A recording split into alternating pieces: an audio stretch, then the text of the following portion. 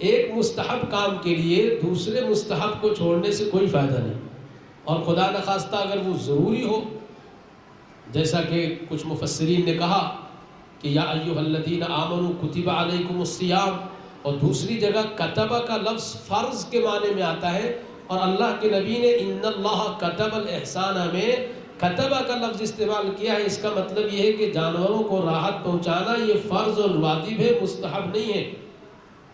تو اگر وہ واجب ہے، فرض ہے، تو اگر اس کو ہم نے چھوڑ دیا اور قربانی کے گوشت سے ابتدا ہو، مستحب ہو جائے، اس کے لیے ہم نے جلدی مچائی اور ایک جانور کے سامنے کئی جانوروں کو ذبح کیا، تو یہ مناسب نہیں ہے۔ قربانی کے جانور کے گوشت کو بھی کھانا اچھی چیز ہے، یہ برکت والی چیز ہے۔ اللہ کے نبی صلی اللہ علیہ وسلم نے فرمایا کہ کھاؤ، کلو وَأَطْعِمُوا، اور کھلاؤ، وَادَّخِرُوا، اور ذخیرہ بھی کرو، اس کو اسٹاک کر کے بھی رکھو۔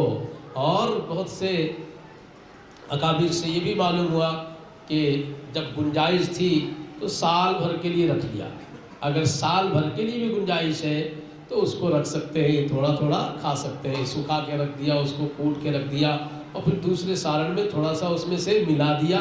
جیسے زمزم کا پانی ہم پیتے ہیں، روزانہ 1 لیٹر زمزم خالص نہیں پی سکتے، لیکن اس کو دوسرے پانی میں ملا کے پورے سال پی سکتے ہیں۔ میں تو یہ کہتا ہوں کہ ہر روز جو ہم پانی بھرتے ہیں اس میں تھوڑا سا زمزم ملا دیں، کیونکہ اس میں شفا ہے۔ تو اسی طریقے سے اگر گنجائش ہے، ہم نے پڑوسیوں کو بھی کھلا دیا، رشتہ داروں کو بھی کھلا دیا، اس کے بعد بھی اپنے پاس ہے، تو اللہ کے نبی صلی اللہ علیہ وسلم یہ فرما رہے ہیں کہ ذخیرہ کرو، اسٹور کرو۔ اس کا مطلب یہ ہے کہ اس سے کراہت نہیں ہونی چاہیے، اس کو ڈس لائک نہیں کریں گے، اور گوشت نہ کھانے کی وجہ سے، گوشت سے بچنے کے لیے اس کو کہیں اور دور ڈال دیا۔ اکثر یہ دیکھا گیا عقیقے کے مسئلے میں خاص طور سے کہ وہ مدرسے کو تلاش کر کے اور ذبح کروایا، وہاں گوشت دلوا دیا، غریبوں کو دے رہے، وہ ایک تیسرا حصہ ہے، لیکن خود بھی اس کو کھائیں، خوشی منائیں۔ ہر 1 مہینے میں کوئی نہ کوئی پوچھتا ہے کہ ماں باپ کھا سکتے ہیں کیا؟ تو میں یہی بتاتا ہوں کہ اللہ نے 2 انعامات دیے، ایک اولاد کی نعمت دی اور ایک اچھی غذا کو اللہ نے فراہم کیا، کھائیں اور کھلائیں۔ عقیقہ اس کا ایک خاص موقع ہے، اور وہ کبھی بھی واجب اور ضروری نہیں ہے، تو جس کا عقیقہ نہیں ہوا ہے اس کی قربانی صحیح نہیں ہو، یہ سوچنا بالکل غلط ہے۔ ایسے بہت سے ساتھی کہہ دیتے ہیں کہ نماز نہیں پڑھتے تو روزہ رکھنے کا کیا فائدہ، روزہ ہی نہیں ہوگا۔ تو نماز پڑھنا ایک فرض ہے، لیکن اگر کوئی خدا نخواستہ نماز نہیں پڑھتا ہے لیکن روزے رکھتا ہے، اس کے دوسرے جو شرائط ہے وہ مکمل کر رہا ہے، تو وہ روزہ ادا ہو جائے گا۔ شیطان بہکاتا ہے، ایک تو پہلے نماز چھوڑوا دیا اور اس کے بعد اب روزہ بھی چھوڑوانا چاہتا ہے، تو لنک دے رہا ہے کہ آپ نماز نہیں پڑھتے نا، روزہ رکھنے کا کوئی فائدہ نہیں ہوا۔ تو ایسے ہی عقیقہ نہیں ہوا تو قربانی آپ کی قبول نہیں ہوگی۔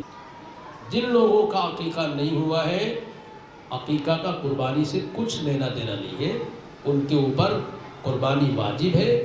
اگر وہ صاحب نصاب ہے، زکوٰۃ جن پر واجب ہے، اس کے علاوہ ایک اور چیز لکھی ہے علماء نے کہ زکوٰۃ میں حولان حول، the passage of the year، 1 سال کا گزرنا اس خاص اماؤنٹ پر ضروری ہوتا ہے۔